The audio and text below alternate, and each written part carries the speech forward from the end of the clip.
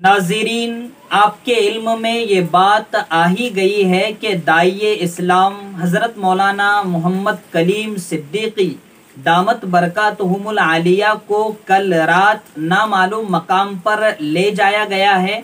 ये और बात है कि अब तक पुलिस का यही कहना है कि उन्हें गिरफ्तार नहीं किया गया है, लेकिन फिर नामालूम मकाम पर ले जाया गया है। इसका मतलब क्या है वो भी उन्हें बता देना चाहिए।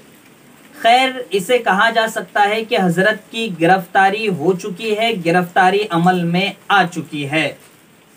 नाज़रीन, जब से मुझे समझ आई है, जब से मैं कुछ अखबार और न्यूज़ देख रहा हूं, उस वक्त से मैंने कई चीज़ें ऐसी देखी है कि जिसके बाद मुसलमानों को गिरफ्तार किया गया, जिस खबर के बाद, और फिर 20 साल 15 साल के बाद बाइज्जत बरी कर दिया गया।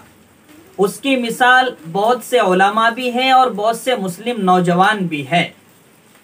नाज़रीन, ये सूत्र जो है, ये सूत्रों के हवाले से जो खबर दी जाती है, इस पर यकीन करके कई मर्तबा ऐसा हुआ है कि पुलिस ने एक्शन लिया, गिरफ्तार किया, और फिर बाद में पता चला कि उसका कोई जुर्म ही नहीं था और उसे फिर बाइज्जत बरी अदालत ने कर दिया।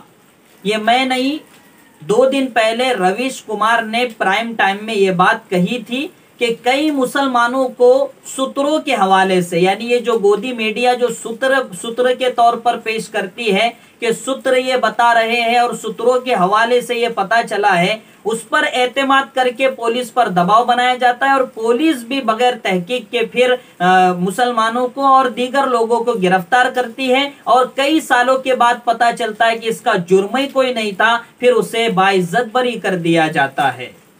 मौलाना कलीम सिद्दीकी के सिलसिले में चूंकि गिरफ्तारी अभी अमल में आई है, इंक्वायरी होगी और फिर उसके बाद पता चलेगा कि हजरत का कोई जुर्म नहीं था। लेकिन जो दिल पर चोट इस वक्त लगी है, मुझ समेत लाखों और करोड़ों हिंदुस्तानियों के दिलों पर, कि मौलाना को किस जुर्म में गिरफ्तार किया गया है। जुर्म पहले मालूम होना चाहिए और उसके बाद गिरफ्तारी होनी चाहिए। अब हमारा उल्टा चलता है कि पहले गिरफ्तारी हो जाती है और 20 साल के बाद इंक्वायरी करके पता चलता है कि कोई जुर्म ही नहीं था। तो मेरे दोस्तों, हमारा जमहूरियत पर यकीन है, हम यकीन रखते हैं। हमारे बाप दादा ने हमें यही सिखाया, हमारे बड़ों ने यही सिखाया कि जिस मुल्क में रहते हैं उस मुल्क का कानून हमें तस्लीम करना पड़ता है। यही वजह है कि बाबरी मस्जिद के फैसले को हमने आंखों पर रखा और हमने कोई एहतजाज दर्ज नहीं करवाया, बावजूद इसके कि अदालत ने यह कहकर फैसला सुनाया कि मेजॉरिटी को देखकर हमें फैसला देना पड़ रहा है, आस्था को देखकर हमें फैसला देना पड़ रहा है। उसके बावजूद भी हमारे अकाबिरीन ने कहा कि कोई बात नहीं, सुप्रीम कोर्ट का फैसला है, हमें तस्लीम है। और भी कई ऐसे फैसले हैं जो हमारे दिलों पर नश्तर बनकर गिरे हैं, लेकिन जमहूरियत है और हमारा उस पर यकीन है, तो हम बावजूद इसके के दिलों में नागवारी गुजरती है, हम उन फैसलों का एहतराम करते हैं, उन्हें मानते हैं। लेकिन ऐसे अकाबिरीन की गिरफ्तारी होगी और उसके बाद ये कहा जाएगा कि इनका कोई जुर्म नहीं था कई सालों के बाद, तो नाज़रीन, फिर इसका हल क्या है?